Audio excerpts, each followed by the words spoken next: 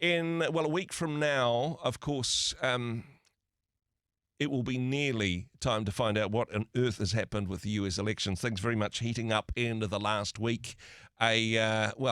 A huge, almost tropical storm happening in Madison Square Gardens with some of the pre-event speakers.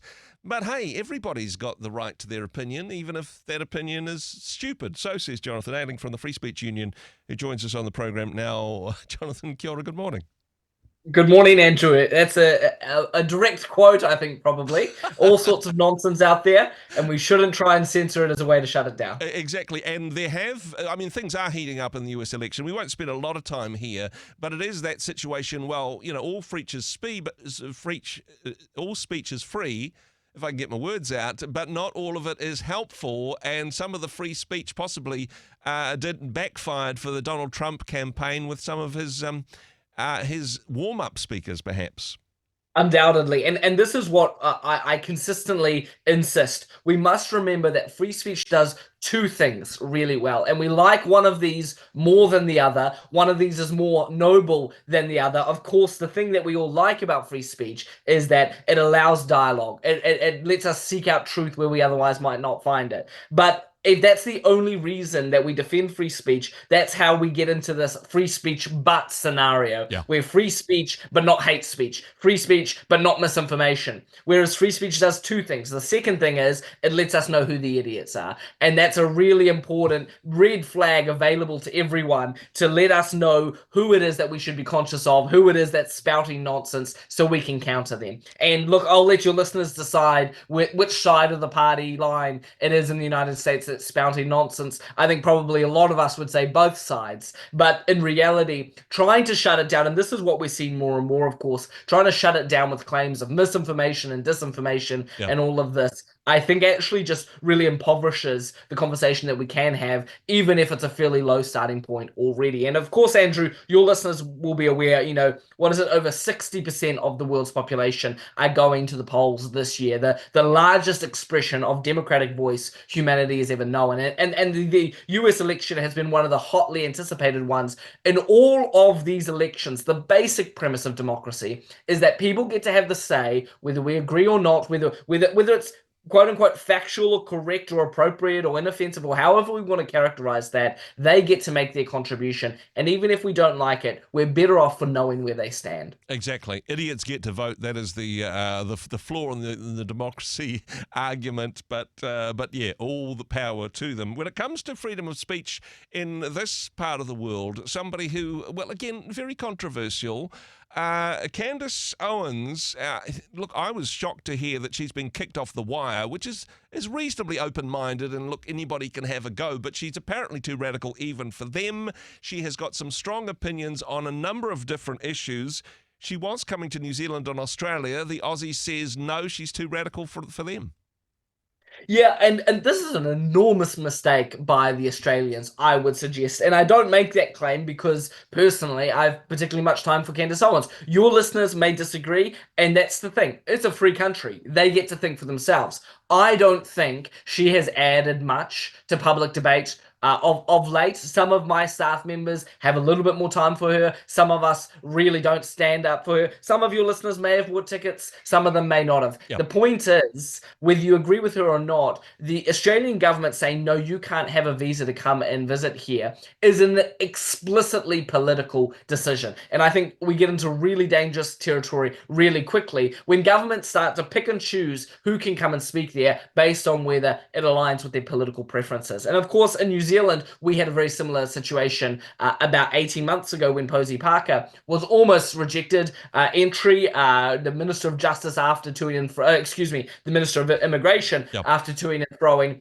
gave her entry into New Zealand. A court challenge was taken of that decision. The Free Speech Union joined in the High Court there as interveners, and we did see her have access to New Zealand. Of course, that saga turned out quite differently. The point was that Kiwis got to make up their own mind, and freedom of expression is guaranteed for us in our Bill of Rights Act. It is a fundamental premise of democracy. And I would suggest, as we often make the claim, freedom of speech and freedom of expression are not nice to haves alongside of whole other lists of human rights and civil liberties. These are the basic premises on which our way of life has been built.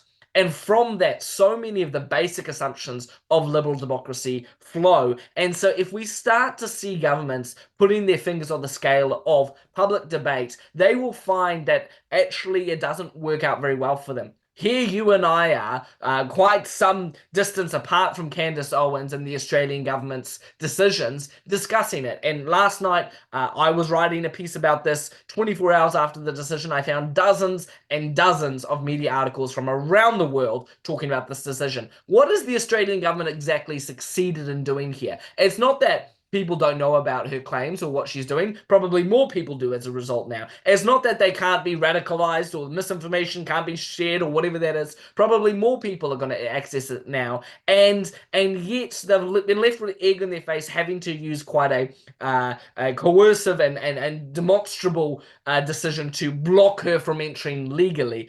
I don't think that's going to play out well. Of course, it makes it a live decision as to whether the New Zealand government will make that decision now. I think that's unlikely. I would like to think that's because we have better sense on our side here. I think generally, as a nation, we are more open. Our immigration policies are less restrictive. However, and this is an interesting one, somebody can be banned from entering New Zealand if they are dangerous, if they have criminal convictions, but nothing in the books because they have certain opinions or ideas that can't be given as a reason for refusing a visa, but it seems to be the reason that the Aussie government gave.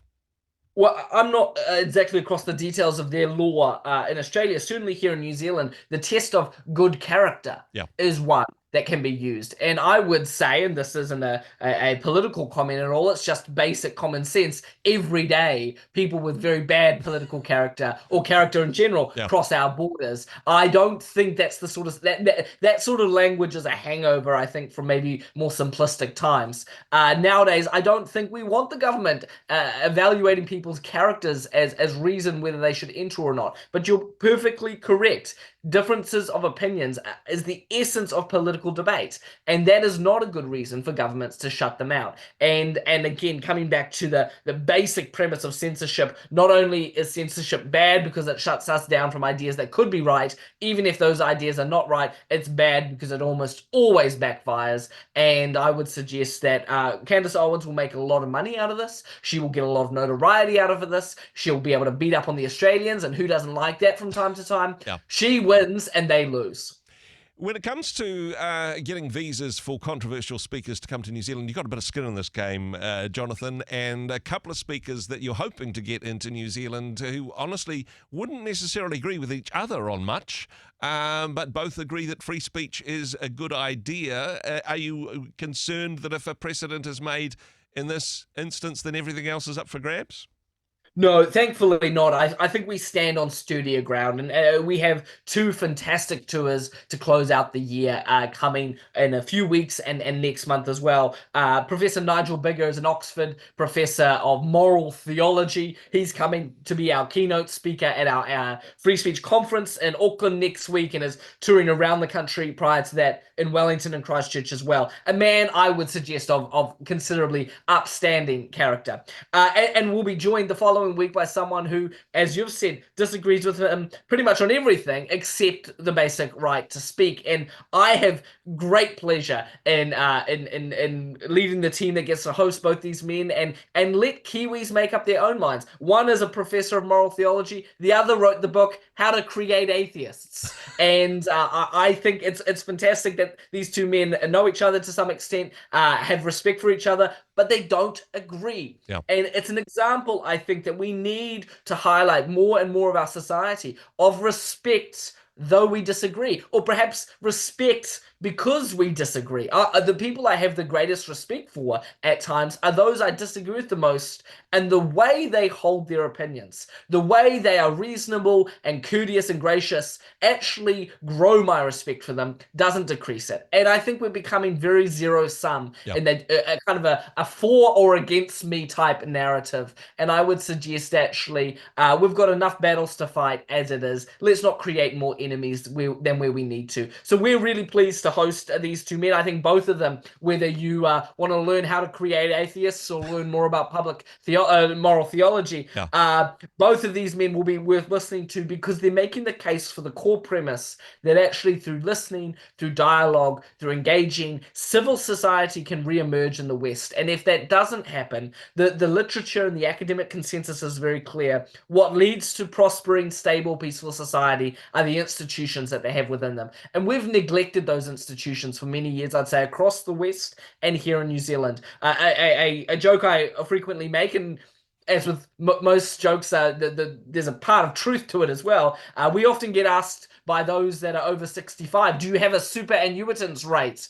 And I say, yes, we do. We do have a special rate for you. We charge you more because the state we're in is mostly your fault. And I do think over several decades now, we've neglected the basic case for free speech and other democratic virtues like that. So we're really pleased to bring these men in, to let them make their case. And if your listeners would like to hear more about this, Andrew, we'd love to host you there, of course, as well. But for your listeners as well, events around the country, you can find those at fsu.nz/events. Now, I am hoping to talk to both of these individuals on the program, but would recommend fsu.nz. Go see them in person before the senior citizen reverse discount kicks in, if you can. fsu.nz. Jonathan, great to have you back on the program. Thanks, Andrew.